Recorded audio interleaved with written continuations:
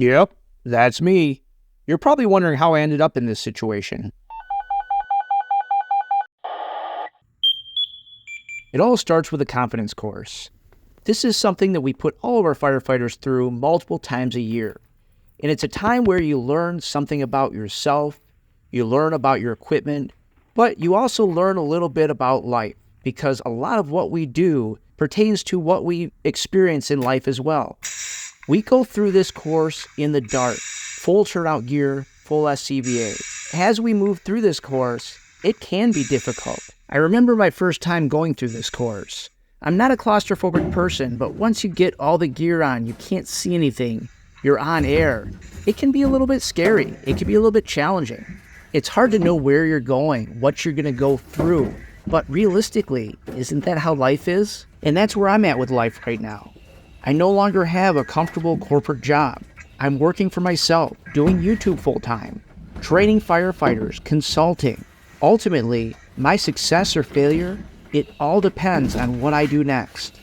Problem is, when you get caught up like this, you can't panic. You've got to realize what you're caught in and try to work yourself around it.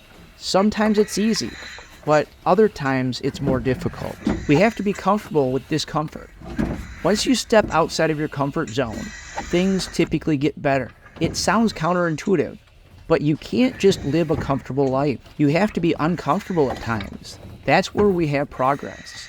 And in this situation right here, you can see I'm really hung up. I'm not really sure what's going on. Sure, I could drive forward. I could try to push through it. But sometimes that isn't the solution. Sometimes you need to take a step back. Really try to figure out what's going on. Try to understand what's holding you back. Take a big picture view of the situation. Feel out the situation, because it isn't always clear what the problem really is. But eventually you'll figure it out. Sometimes you have to ask for help, and that's okay, because that's what we need, is help from many different people. But ultimately, backing out of the situation and making sure you're clear of all of your obstacles before you move forward. That's what's key. If I were to panic here, what do you think would happen? Do you think I would be able to solve this problem, or would I be stuck? I would most likely be stuck. I wouldn't be able to move forward. But again, stop. Think about the problem, relax, take a deep breath. Once you really understand what's going on, you'll be able to solve that problem and you'll be able to move forward again. As firefighters, we really should never get in a situation like this. But it can happen. I've been tangled up at a fire. I go back to, you shouldn't panic, but you should also call for help. We call a mayday on the radio if we get in a situation like this. It's critical to ask for help when you're stuck, because if help doesn't come for us, we're dead. We're not gonna make it out of there. We know exactly where our end of life is, because we carry the air we're breathing on our back. When that runs out, we're done. There's nothing else we can do. And that's where I'm at with my business right now. I'm reaching out to people in my network, family, friends. I'm asking for advice. I'm looking for help to make sure that I can grow my business and hopefully accomplish great things.